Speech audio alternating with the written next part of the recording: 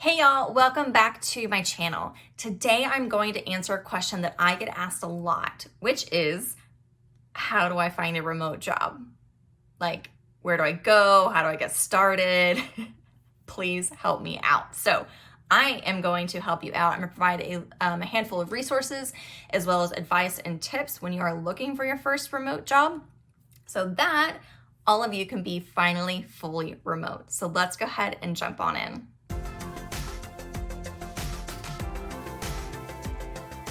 Whatever your situation, you might be in the process of looking for your first remote job or maybe a new remote job. Maybe you got a little taste of what working remotely or working from home is like during this crazy pandemic and you don't want to go back into the office. Or maybe you haven't got to experience it yet and you're kind of jealous of all the people who are getting to work from home and you're ready to take that step to have more freedom and flexibility in your life. I hear you, I feel you. So let me give you some resources to get you started in your search.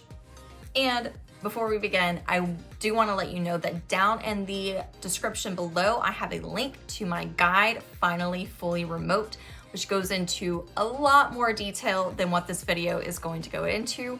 But if you don't want to grab that, no worries. I'm going to go ahead and get you started right here. So keep watching.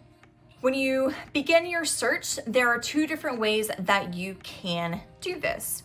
One is by using remote job search sites, and the other is going to be by researching remote companies and focusing your energy there. There's no right or wrong way to do it. Maybe you want to do a little bit of a mix, but I think it's probably pretty good to at least identify a couple of companies that align with your values and your goals and sort of like just your lifestyle in general that you would want to work for. And that will give you a good idea of like kind of where you want to head. But when it comes to remote job search sites, there are so many out there. And down in my guide, I've listed 30 for you. So I've already done a lot of the research for you in this guide. And I've listed out 30 different remote job search sites. And there were more. This was just the ones I thought were valuable. So there is going to be a mix of free job sites and paid ones. So free ones would be like Remote OK, No Desk, Escape the City. Most of them are actually not paid. But if you're willing to pay a little bit extra and have a little bit more curated job selection, you can join sites like Flex Jobs, Hire My Mom, and then some sites like Remotive have a paid community. So if you want to be part of more of a supportive community, becoming remote, you could join something like Remotive. So there's just a couple of options there. So when it comes to remote companies, there are also a whole bunch out there. I know it may not seem like it, but there really are. And in my guide below, I've listed 50 plus fully remote or have a significant amount of remote positions available. So be sure to grab that. But a couple of examples of these would be Zapier, Basecamp, Clever Tech, Fire Engine Red, Podia, Zillow. Zillow even has remote jobs. That would be an example of one that has corporate and office jobs as well as remote positions. So don't completely discount a site or a company if you think that they only have office jobs. Go ahead, look at their website, look at their careers page, and just see if there might be something available that's remote or work from home. Okay, so going into just a few advice and tips for you as you're getting started on your search. The first thing would be to optimize your LinkedIn profile. Now, LinkedIn is a professional networking platform. So if you're doing a job search, you're going to want to spend some time there, optimizing your profile, but also networking with other people. Maybe there's people on there you can connect with your dream company or your dream job and get some of their insights and advice on what it's going to take to actually do that. Now, the ways to optimize your LinkedIn profile would be to update your profile photo. Make sure it's a current photo of you, that it is you.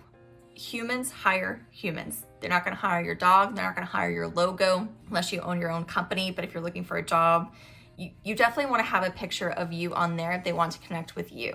So it should be you, it should be current, and it should look somewhat professional, dressed, for your career. Make sure your background photo is non-distracting and professional. Make sure your headline is up to date and it should kind of say either what you do or who you serve. Make sure your contact information is up to date and professional. You can customize your own LinkedIn profile link, so be sure to do that. Your about section should optimize for the first 300 characters. So that's everything that's above the read more tag, above the fold. Optimize for those so that it compels the reader to continue reading. And your about section should not regurgitate your work history. They can read your work history below, which also make sure is up to date. But this should be more of your professional narrative. This should kind of be more of a story of you, but still relevant to your job search. Your work history, again, should be up to date, but it also doesn't have to be an exhaustive list of everything you've ever done.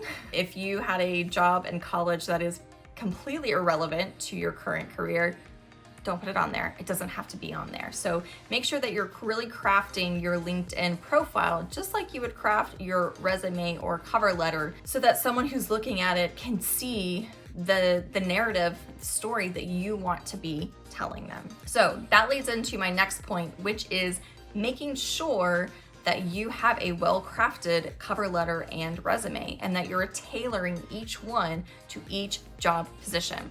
It's okay to have some standard language. It's okay to have stuff that you might use in each one, but you should always be addressing a person, always be naming the exact position that you're applying to, and adding in something specific, maybe some keywords, some language that they've used in the job description to show that you've actually read it and that this is a position that you want and this is a company that you want to work for. So no blasting templates. That is the fastest way to get you into the garbage.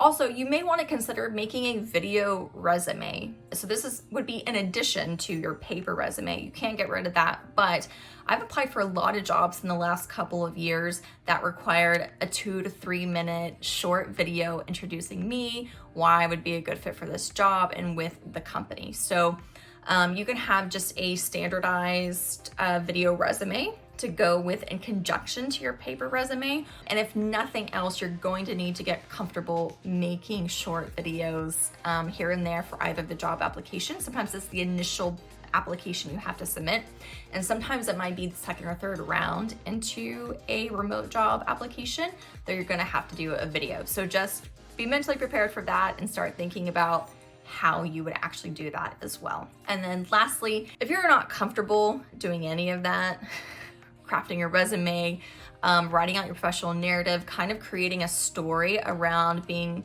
more future forward and future thinking into what you want, you may want to consider hiring a career or resume coach who can kind of help you with all of those aspects so that your job search is fruitful and not just frustrating. That was it. That was a lot.